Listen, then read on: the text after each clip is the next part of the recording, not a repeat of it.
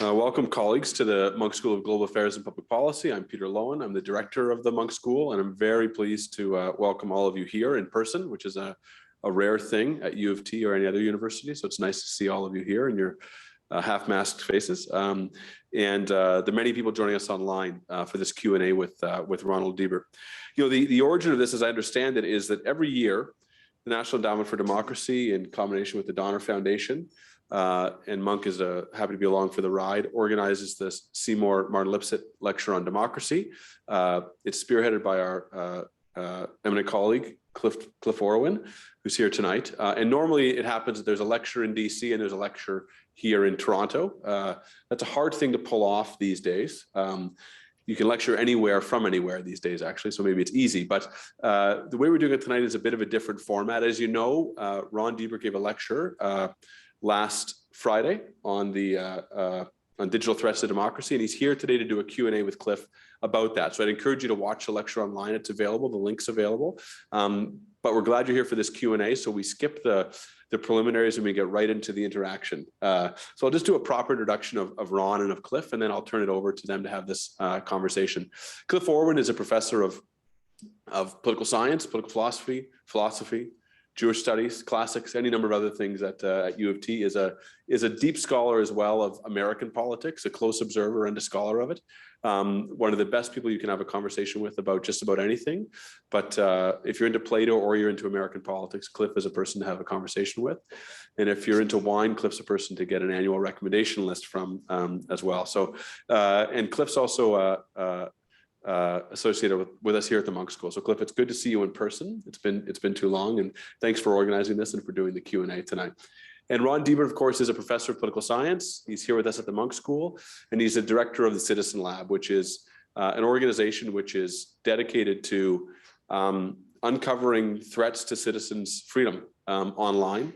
And in doing that, I think he is a world beater, and his lab is a world beater among all of the places in the world at protecting the integrity of the online space for people like you and me, and for citizens of countries around the world. So Ron, it's an honor that you're a colleague of ours, and it's a pleasure to have you with us tonight. So without further ado, I turn it over to Cliff and to Ron, and I ask you to join me in welcoming them. Thanks very much.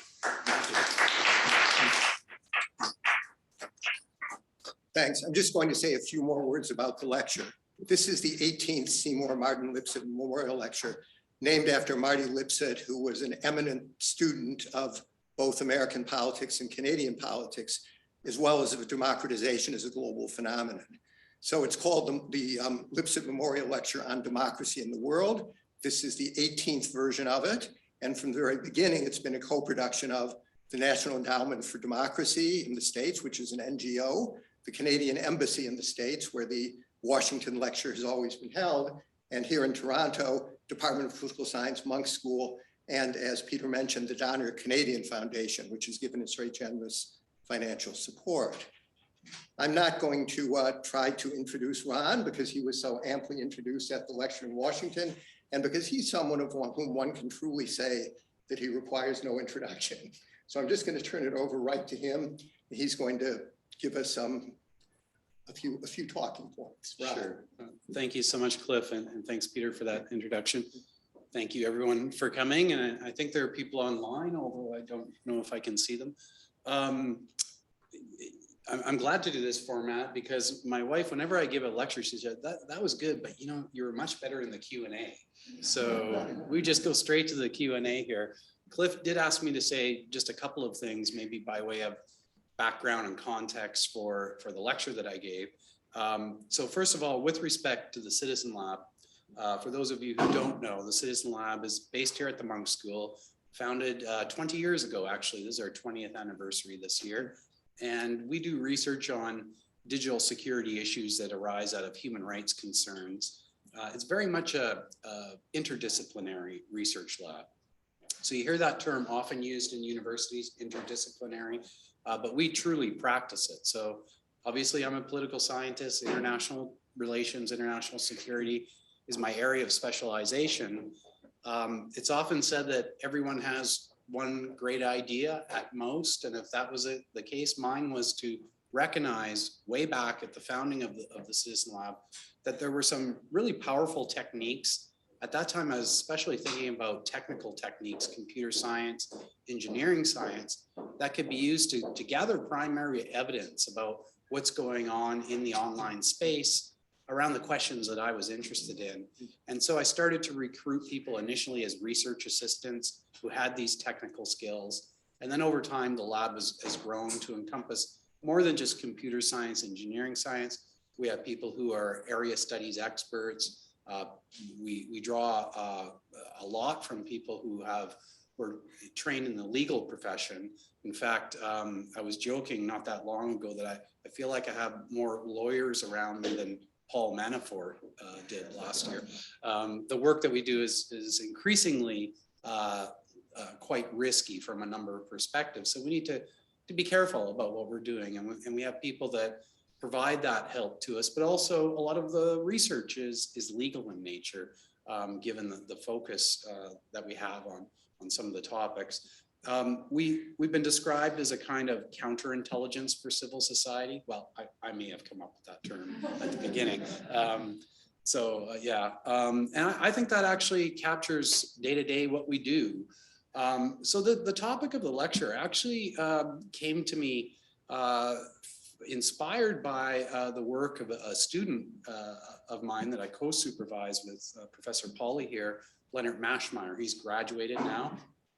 And he was working on this topic of subversion, which he himself, I think, borrowed from another colleague of ours, John Lindsay, who was very interested in both the digital realm and covert affairs. And as I was thinking about and reading Leonard's prospectus and some of his early drafts, it started to dawn on me that this was a very useful concept to explain some of the things that I was experiencing on a day-to-day basis. I start out the lecture with a bit of a quip saying before the opening story of the lecture, some days it feels like I'm living in a John le Carré novel, and it's getting more and more that way every day. And so in thinking about subversion, I realized, A, this really nicely explains some of the disturbing things that I'm seeing, and B, it's not really well studied. And in fact, even with Leonard Maschmeyer's dissertation, I think the approach he takes, I thought it was a fine dissertation, but he and I think, come at it differently and maybe take away slightly different outcomes from it. I think this is a very serious risk to liberal democracy right now. This being the transformation and subversion, which, to define it succinctly, it's one of the classic clandestine activities of modern statecraft, along with sabotage, espionage, assassination. You have subversion. It's about, trying to undermine an institution secretly from the outside in. Well, this is something now practiced routinely. It's been commercialized. I think a lot of it has to do with the digital ecosystem that we live in now. And together, this is creating a variety of conditions that is taking subversion out of the shadows, out of the margins of world politics into the center. And of course, that's not a good thing. If you care about liberal democracy, this is bad. So I had the invitation to deliver the Lipset lecture. Just say one final thing about that. I mentioned this to Cliff privately, but I'll say it here with him. When I was a junior professor in the department, we'd have these department meetings. Cliff would always stand up and say, this year with gravitas, the annual Lipset lecture will be delivered by, and it was always some famous person. I'm like, wow, that must be important. Those people are really smart. And so when I got the invitation to do it, it was very surreal. It was also a great honor to be invited. So thank you, Cliff, and thanks to the net for that invitation. So without further ado, I'll just turn it over for any comments or questions that people might have. And I think we do have online stuff too. Yes, we do. I'll be fielding questions both from you here and from our online audience. So if you want to ask a question, it's very important for the benefit of the online audience that you speak into the microphone. So I think the best thing would be the people who wanted to ask questions would queue at the mic, and I'll alternate questions from you with questions from the online audience, which Daria Dumbaza is going to be presenting to. I was wondering about that part. I thought you had a neural network thing plugged into the World Wide Web. My neural network is Daria. Great.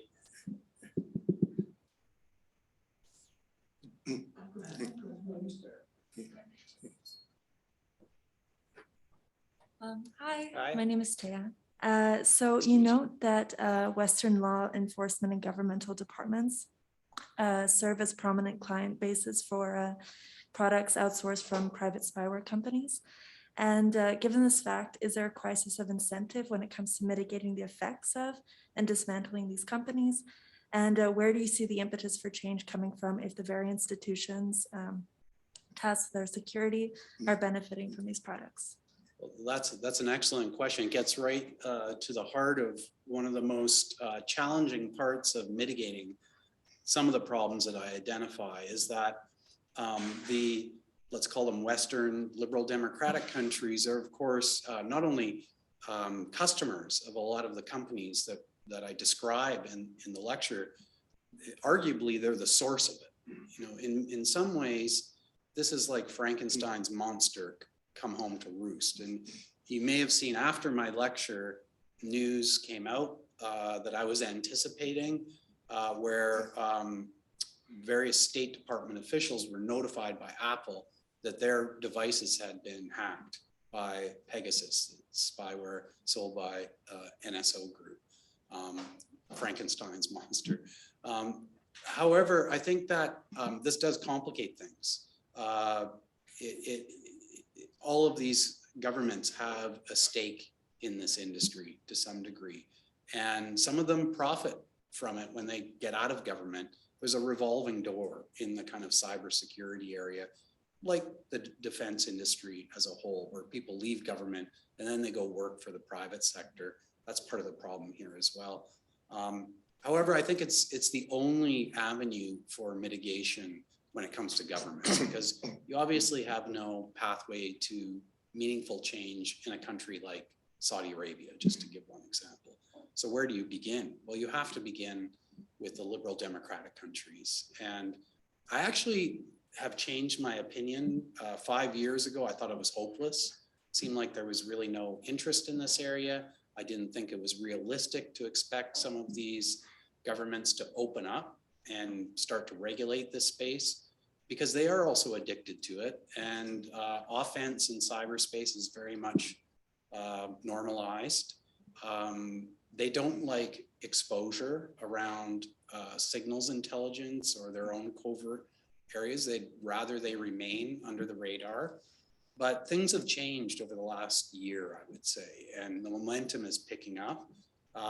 Just within the last 6 months or so, myself, colleagues at Citizen Lab have given briefings to the Biden administration. I know colleagues in other human rights organizations have done the same. Various lawmakers down in Congress are really active in this area. We saw the Commerce Department make a ruling. So I think it's possible. It is complicated, but it is possible. In fact, that's the only real pathway for some kind of government regulation is getting at those countries. That's a great question. Okay, well, we have a delightful, if demanding, question from our online audience. What would be the first 5 things you would do if the Prime Minister made you digital democracy czar with a $10 billion budget? $10 billion budget. Well, first of all, I don't think I'd want to work for government. I like what I do. I like my job. I don't want to give it up, not even for 10 billion or 10 million, whatever it may be. You know, I think, first of all, the Canadian government, if we're talking about the Canadian government, is really asleep at the wheel on this issue. There's almost nothing going on. I mean, that's not to say that people within government don't take the issue seriously. I know when I speak to colleagues at Global Affairs Canada, they totally get it. They want to do something about it. They're just completely under-resourced, and it's just not on the radar right now. So I think the first thing I would want to do if I was in that position, hypothetically, would be to put this issue on the radar and say, you know, the way that we're thinking about cybersecurity in this country is askew. We think about it as threats to governments, threats to the private sector. That's very important. But we overlook and have really nothing to say about threats to civil society. And there's a great opportunity to develop a human-centric approach to cybersecurity in this country that would mesh with our values. So that's where I'd start, is just by prioritizing that and putting it on the policy agenda and be active internationally. If Canada was an active member of the community of countries dealing with this problem, it would be helpful, but they're not right now. So that would be one. And then, you know, moving down the list, I would say, well, what does that mean for Canada? It's interesting. This kind of relates to your question as well. So many people may not be aware that the government of Canada has within its security agencies a mission to go out and actually discover software flaws that they can exploit and weaponize, maybe for investigations, maybe for offensive purposes in military situations. But they don't disclose those to the public or in the public interest, which is, you know, instructively, we do the opposite, right? So Citizen Lab quite often will discover some kind of flaw in, say, Zoom, we did that, or Apple products. We'll disclose them to the vendor in the interest of public safety. There's a good debate to be had about the equities around that. You know, when as a government should we keep that secret? When should we disclose it? A few years ago, I wrote a Globe and Mail op-ed on this very topic. And I said, imagine it's kind of like if the government had knowledge of how to bring down an aircraft, but kept that secret. Would that be okay? When would it not be okay? So we don't even have a debate about that in this country, and yet it happens all the time. There's something called the vulnerabilities equities process. In the United States, they actually have a process around it. You know, we here in Canada, we sometimes tend to chastise the United States in various ways, but frankly, they're way further ahead just on this topic. So that would be, you know, maybe number 2 or 3 on that list. I don't know what 4 and 5 would be, but I'm sure maybe we'll get there with the other questions. Okay, fine. Blue Pauly. Well, Ron, let's push on this a little further. You know, on today's, I sent this to you today, and just very timely that in the Financial Times, there's a major story today, a piece on exactly this theme. And somebody you probably know, Emily Bryant, who does your kind of work at American University, this is what she says. The biggest revelation from whistleblower Frances Haugen's documents is what Facebook is able to hide. And that applies to all of the big tech companies. They are completely opaque along your line, right? And she continues, our entire democracy then rests on the moral choices and bravery of individuals within the company who come forward or don't, supplemented by work like you and your team are doing, right? She didn't say that, but it's implied. There is a really disturbing pattern emerging here, she concludes. All right, so that's going right along the line you just analyzed for us. In your lecture, you say that you say, okay, we need to start working, we need to keep working at the lower level, because intergovernmental cooperation or coordination on this issue, for example, as could be imagined occurring in the context of a treaty and in the creation of an intergovernmental organization, this is way too far out there and way too unlikely.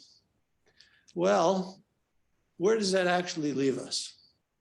Now, one possibility is that your confidence is well placed on the US government right now, because these are mainly US technologies and US platforms that we're talking about.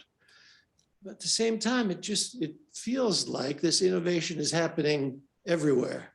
And that if it's shut down or regulated in the United States, that might not be enough. As a matter of fact, that would create maybe new opportunities for the dark side. Yeah.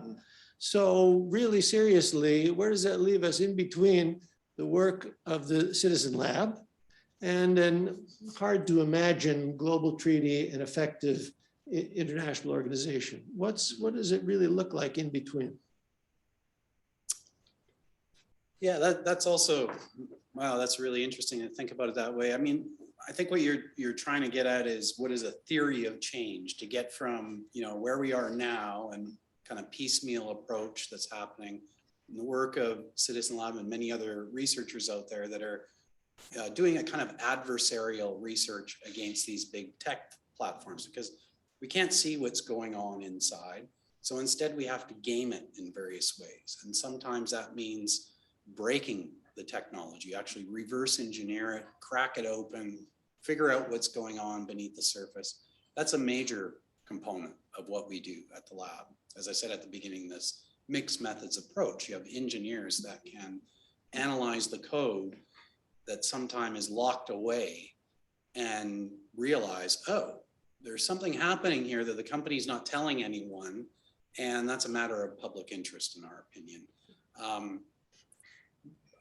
I think that we're getting to the point where there's strong public interest in not just accepting that situation. You can see there's a pretty loud call to regulate the platforms. Some of that could go bad, like again, sorry to pick on Canada, but we have pretty bad legislation being proposed around online harms, and Citizen Lab researchers have issued a pretty strong critique of that. So you could end up throwing out the baby with the bathwater in an attempt to make things better. But at the very least, we need to open up the black box of these companies, right? So the whistleblower gave us a glimpse of what many of us suspected, but she did it at great personal risk, obviously, and had to leave her job to do it. That's not what you want to rely on. You do want to have whistleblower protections, by the way, which I think need to be strengthened in the United States. But that's not enough, nor is it just enough to have groups like Citizen Lab doing something. So we need some principled democratic governance over the tech platforms, which to me is, I think of it in very basic terms. So imagine, we take for granted the fact that it would be unacceptable for there not to be something like food inspectors going into, let's just say, a meat processing plant somewhere as a matter of public health. But yet we don't have that here when these companies have arguably far greater power over our day-to-day lives and our personal, psychological, social health and well-being. So that's something that we need here. We need some mechanism within government, some agency or agencies that can, as a matter of law, go inside and inspect what's going on, metaphorically speaking, in the public interest as a matter of public safety. I think we'll probably get there. You can see there are hearings going on in Congress. Of course, it's not perfect. The lawmakers don't really understand the technology. Some of them have very good staffers. That will change. The foundations are putting a lot of effort into making sure people with technological expertise are working in the right offices to give good advice to policymakers and legislation. Things are moving more quickly in Europe and the United States because of that.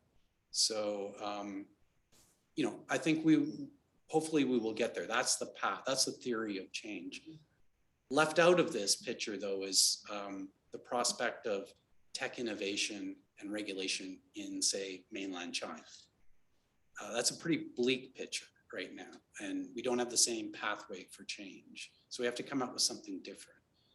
That might be, we regulate social media and technology well enough in certain parts of the world that it becomes very attractive for people to want that elsewhere, and we make it more difficult for the companies that have say mainland China as their home jurisdiction to sell their products and services abroad.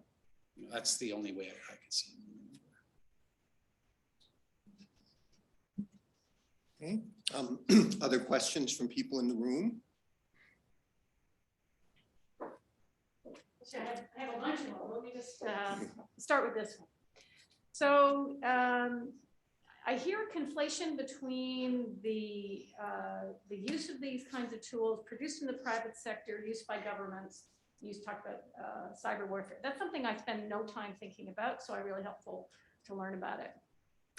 Conflating that with the problem of Facebook and platforms, and then sort of impact on democracy from the way in which those platforms are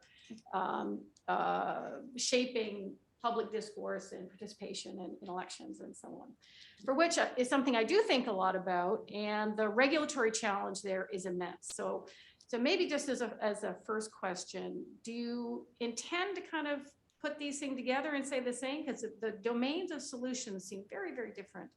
Yeah, no, they're completely different. I was just responding to Lou's question about regulating big tech platforms. They're completely different animals, different challenges. Although I will say there's a crossover point, and that's around the fact that the business model of the social media platforms is oriented almost entirely around personal data surveillance. So, vacuuming up as much data as they can from their customers and then monetizing it in some way. This has created a whole, I think of it as an industry made up of parasitic firms that feed off of the large tech platforms. Location tracking is a good example, data analytics as well. So in other words, firms most of us have never heard of or see firsthand, but which gather information from the platforms, package it in certain ways. And most of them started out by selling them to advertisers, but they've realized that there is a client base within government security agencies. So for example, location tracking data is used by immigrations and customs enforcement to track people, and many other countries around the world. I think that as a component of dealing with the problems of social media, we need to clean up that cesspool. And that probably means stronger privacy protections and data protection regimes on behalf of consumers. So there is a crossover, but I'm not conflating them at all. They're completely different things. And then a further question online. Should younger scholars be more deeply concerned with these developments in digital subversion of liberal democracy? And actually, I'll add just a twist on that. Is it already primarily younger scholars who populate this field? I guess we have to define younger. I still think of you as young.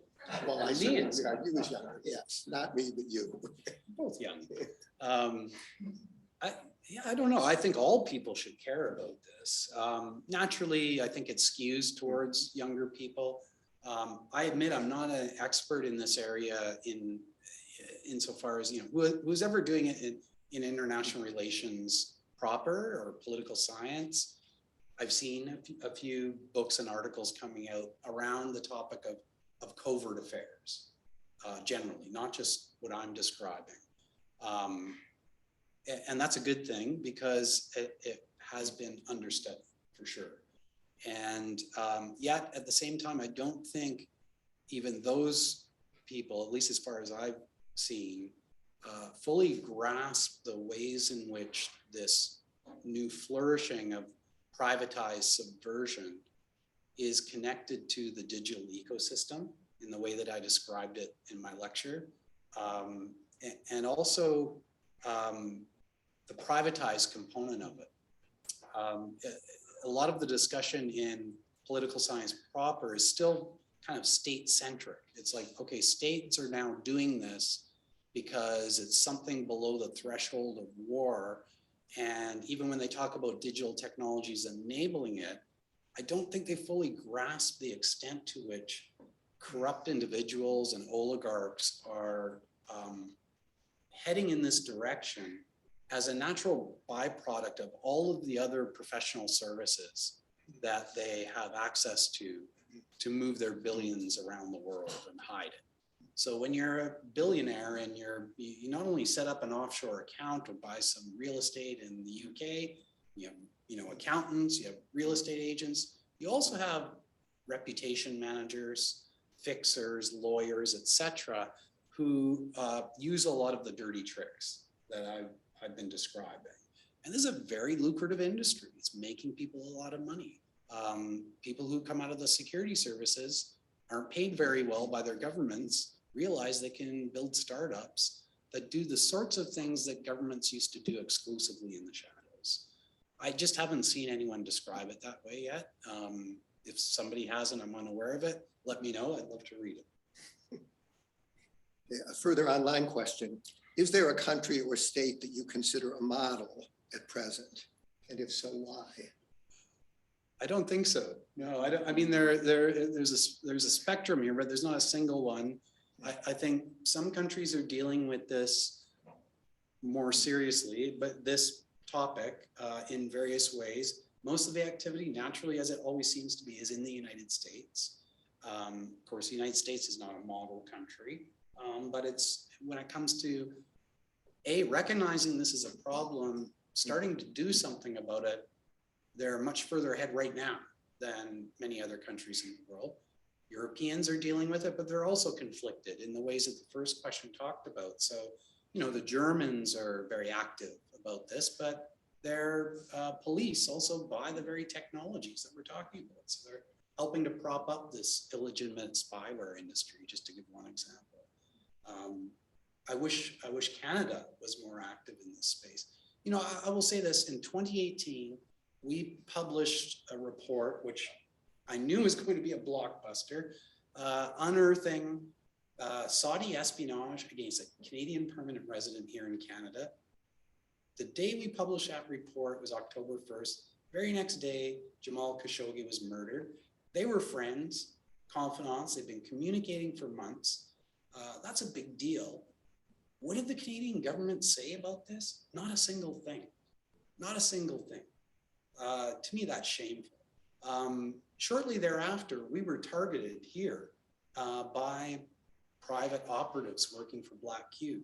Again, government said nothing about this, too. So when you don't actually even speak out against something, which is very low cost, you actually invite that type of malfeasance, in my opinion. And you're doing a disservice to your own values. It's the least that could have been done. I don't think if a lab of our renown based at Harvard were attacked in that way, I don't think the US government would have remained silent on it. It would have been seen as a major affront to academic freedom, not a peep out of this government, which suggests to me they're either, you know, just unaware of the problems here and the repercussions that could happen from remaining silent, or they're conflicted in various ways and they just haven't got their heads around what the internal contradictions mean for them. Yes. Hello. Hi there. I just wanted to probe your analogy between regulating tech companies and meat inspectors. I'm very sympathetic to meat inspectors. I read The Jungle at a very impressionable age, but they seem different in important ways. So one thing is like when we see pathogens or E. coli in meat, it seems like really indisputable that it's harmful, but the speech that is now kind of up for debate in tech companies, and there's very different views about whether and how this should be regulated or restricted, or if it is harmful or beneficial. Yeah. And then beyond that, there is the kind of regulatory environment, particularly in the US with, you know, the First Amendment and the libertarian approach to free speech. So I realized that like I might be kind of probing the wrong part of the analogy, that you were focused on digital subversion, and I'm really asking more about this Canadian legislation about how to regulate tech companies. But since you did mention that in your remarks, and I am just very curious about this because it is such a hard puzzle, I just wanted to bring that up and ask if you could share your views on that. Yeah, well, first of all, I should adjust the analogy because I'm a vegetarian, and even when I say meat processing plant, it kind of freaks me out. Yeah, you're right. I mean, when I'm speaking about, you know, the extending the analogy to the tech platforms, I'm not really talking about anything to do with freedom of speech or content issues. I'm talking about some of the proprietary algorithms that the companies use to sort people and push certain information in their direction. So that's something behind the scenes that's happening. It may implicate certain types of content, they may naturally select out certain things, give it priority or not. And from the whistleblower and from my own understanding over the years of how social media works, we know that the companies put a lot of effort into capturing and retaining people's interests. That's at the root of the business model. And in order to do that, they apply very basic behavioral science techniques that they can do on a mass scale. When you have billions of customers, you can do simple A/B tests and put various things in front of them, even something so basic as like an angry emoticon versus a happy one. And that may affect people's engagement with your platform. As it stands now, we have no way to inspect that, to see, what are the determinations that are made by the company. And yet they put a lot of resources into that. They consider it proprietary. So they're pushing back against any type of exposure in the public interest because it's their secret sauce. And that's what I was kind of getting at with the analogy to the food inspectors.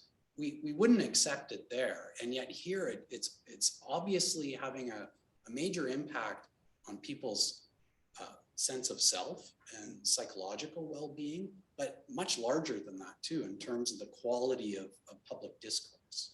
And a lot of that has to do with the way in which this machinery is working beneath the surface. So I think there's room for some kind of outside independent scrutiny of what's going on to make sure that if there's something happening, it's communicated clearly to the public. So it's a bit different than just content.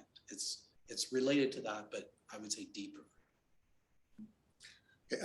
Here's another question from online, a very demanding one that requires you to be a political theorist. Question, how do you balance full art censorship with regulation, tagging of fake news, and suppressing hate with free speech? What was the first part? How do you balance full art censorship with regulation, tagging of fake news, and suppressing hate with free speech? I mean, that's a great question. It's been at the center of not just the internet, but every medium of communications going back to the printing press of Munk before, right? So to me, how that is balanced is a matter of public debate. It's an issue for democracies to decide where the red lines are, when does certain type of content cross over a threshold into something that should be censored. I have my own personal views about it, but I don't think they really matter. To me, it's more a process issue. It's if something like that is going to be done, it needs to be transparent and publicly accountable, meaning that let's say a company is going to be censoring something, they need to be clear about the terms and conditions around when they're going to do that. So they need to be transparent and they need to be publicly accountable, meaning that there needs to be some proper avenue for redress. The fact of the matter is, this is one of the areas that we've been researching the longest, I would say, at the Citizen Lab.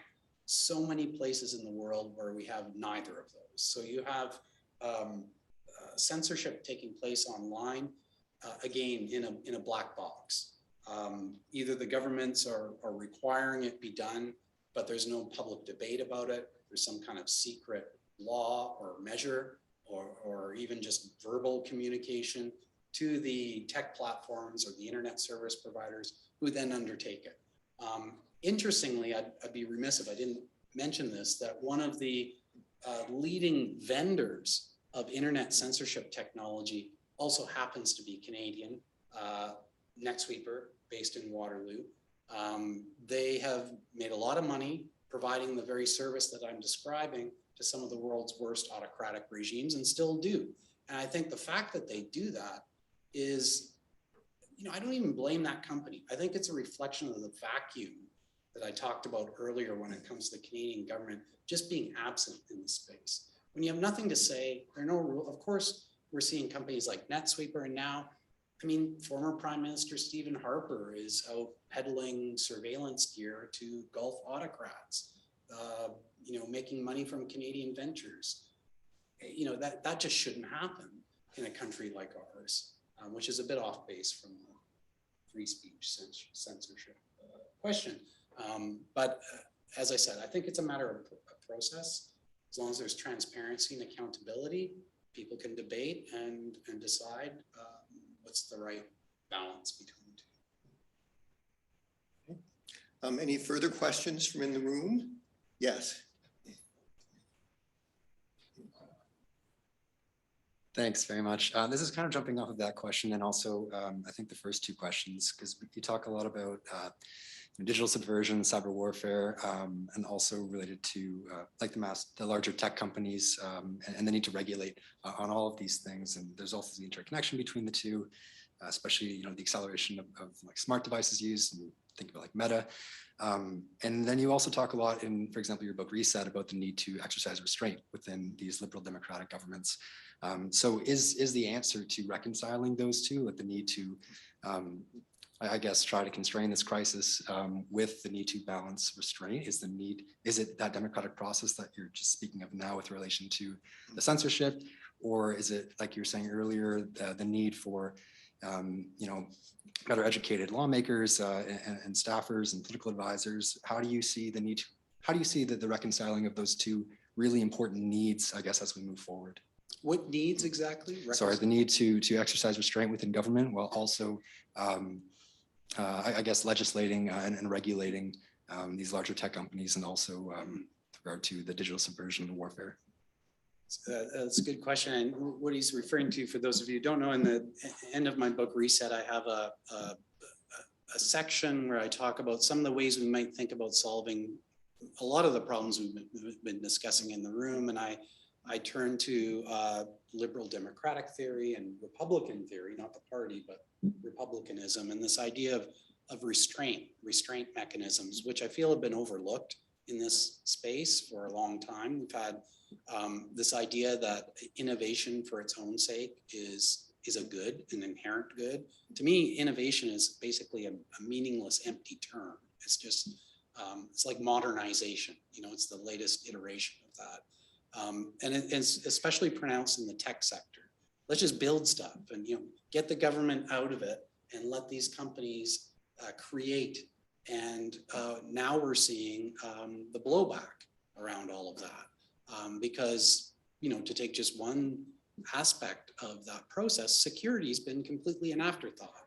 So companies have been externalizing the risks of their poorly coded technology to all of the consumers. And now we have almost daily massive data breaches as a consequence. So we need to reorient the way we think about technological innovation. And I found it quite helpful to think about this concept of the principle of restraint, which can apply to both governments, obviously, as that's at the heart of liberal Republican security theory, this idea of checks and balances, division of power, restraints on, police, investigate criminals, and we in turn put restraints on police. That's at the core of liberal democracy. And we have to apply the same to the technological space as well. So it's oversight, it's public accountability, principled democratic governance, type of inspections that I'm talking about fit there as well. And the work that we do, I think civil society has an important role to play as one of those restraint mechanisms. We play a watchdog role. I think that's very important. And if there were more citizen labs, I think it would be less easy for tech platforms and some of the nasty people that I profile in the lecture to get away with what they do, because there'd be more eyeballs on them. That in and of itself is an important restraint mechanism. Yes, Miss. Thank you. When you were talking about your think global, act local, I really like that. And it made me think of what is the local, how do you practice democracy at a local level? And that is by voting. And I studied under Alexander Essex at Western. I'm not sure if you're familiar with his work. And so it made me think of this new trend, especially in municipalities in Ontario, of electronic voting. And I was wondering if you had thoughts to share on that at a much smaller scale, of course, of what the rest of democracy would look like in that respect. I know he's very much an opponent of having electronic voting, but do you see that on a larger scale being implemented anywhere, and what would be what kind of the bad things that would come out of that. You know, I'm not an expert in that area. He is for sure, and there are a couple of other people that are really focused on that problem. And it's a big problem, actually very similar to what we've been describing in other areas, because much of the electronic voting systems, many of them, are black boxes. They're proprietary. So it's crazy to think that we're entrusting, you know, the sacred, essential right of civil society to corporations that won't let inspectors look at what's going on as a matter of security. In fact, some of them are quite litigious. They actually go out and threaten researchers. I know I've had several colleagues. There's a guy named Alex Haldeman. I think he's at Michigan. Maybe he's moved.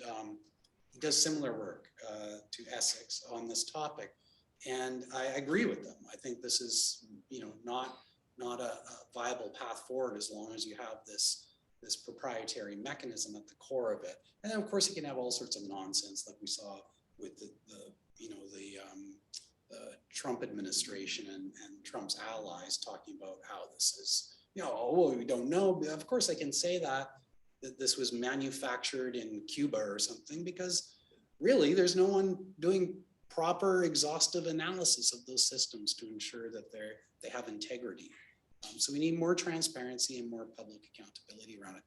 When I think about local, I don't really think about that so much as more along the lines of, for example, in a city like Toronto, we had this experience with sidewalk labs and Alphabet, and we saw a lot of people weren't very comfortable with that. I was among them. That's a good example of how, you know, we don't need to think about solving this enormous global problem when we have these local issues that we can fix and focus on. And I think, you know, it was great that people got, you know, active about that topic. Same with law enforcement. You know, we have all sorts of ways in which law enforcement in Toronto and Ontario and in Canada is using, you know, algorithmic policing, predictive policing, artificial intelligence, facial recognition, spyware of the sort that the Citizen Lab digs up in other parts of the world, technology that's used to simulate cell phone towers. You know, for years they were doing the latter, using this type of technology to basically hijack cell phones without admitting it, that they were doing this, and actually hiding it from court proceedings. You know, those are the type of things that if we all focused on locally, let's fix what we can in Toronto. Not worry too much about the globe as a whole. If everyone thought that way, I think we'd make incremental progress, which is why I like that term. I think, you know, the environmentalists adopted it for a reason, same reason. You know, it seems daunting to think about the climate as a whole, but you can do a lot locally to get to the same place. And I think digital activists should think the same way. Otherwise, you kind of get lost. And I think there's a lot of greenwashing going on in the internet space, people being flown to conferences in Geneva. I attended so many of these big internet events, cybersecurity forums, where, you know, and it was all really, frankly, pardon the expression, BS. Because nothing's going to happen at that level that's meaningful, but you can do something, you can accomplish something locally. Okay, well, we are running out of time, and I think that the online questions that haven't been asked were duplicated by ones that have been asked. At any rate, you have responded to the ones I've not yet asked. But I'd just like to make a tentative comment. Since at the very beginning, Peter kindly referred to my expertise on Plato. I teach Plato's Republic in PAL 200 every year. Here's a problem which is clearly already there in Plato's Republic, the who will watch the watchers problem. And it seems to me that that's enormous here. Yeah. I can see why to you, I mean, what's most striking right now is the ineffectiveness, right, of such surveillance there is of the surveillance. But when you consider the combination of power and expertise and global reach that would be required in order to exercise successful surveillance on this surveillance, I mean, it really does seem, you wonder whether it could actually be answerable or responsible to liberal democratic authority. Mm-hmm. So in that way, it does seem to pose that who will watch the watchers mm-hmm. program in a very, very vividly. Well, this is essentially a tagline, if you will, of what we do at the Citizen Lab is we watch the watchers, right? Like people describe us that way. And I think it's quite accurate. And actually, we've been very successful in ways that I didn't actually expect. When you get to the point where you're outing the surveillance firms of one of the world's most well-equipped foreign intelligence agencies, I'm talking about Israel, you're doing a pretty good job, right? Those people know how to hide things. So I think we've shown how at least in this one area, it can be done and done effectively. A fair question might be, I thought this is where your head is, who's watching us? Yes, that's my question. Okay. I was going to say that right now you may not be powerful enough to require being watched, but as you've suggested, we're being watched. you're more powerful and you aspire to be more powerful still. So Yeah. No, we're being watched, not by the right people all the time. This is where I think being anchored in the university is very important to the mission of the Citizen Lab. There's no reason why we couldn't do what we're doing outside. We could be an NGO. And in fact, most of the funders who fund the Citizen Lab, which by the way are private foundations, I usually make a crack, but that's another question. No one asked, where does the funding come from? I make a crack, CIA. But it's not that at all, of course. But the foundations who do fund the work of the Citizen Lab often ask, why are you at the university? Why should we pay overhead? Why don't you just start an NGO? You could accomplish what you're doing. And I fight back very strongly against it because, first of all, the university provides a lot of support for what we do. And especially where it matters, legal support. We've been sued, threatened with lawsuits, and they help us in that regard, which I'm very grateful for. But beyond that is something that I don't think is quite apparent to the outside world is the way in which peer review is built into every single thing that we do at the Citizen Lab, especially when dealing with human subjects. We have a research ethics office that governs the methods, the approach that we take. So there is somebody watching us, and that's very important. I think without that, we wouldn't have the credibility that we do. I think it's essential. And even outside the university, everything that we publish is out there for people to review. So we publish in journals, peer-reviewed journals, peer-reviewed conferences, and even what's just on our website as reports is heavily scrutinized. So who's watching us outside of the bad people, of course, is the community of which we're a part and the university. So there are, I feel pretty comfortable, checks and balances over what we do at the Citizen Lab, and that's important. okay, so we'll wind up. Thanks to Peter and to his excellent staff, and I hope that all of you will join me in thanking Ron.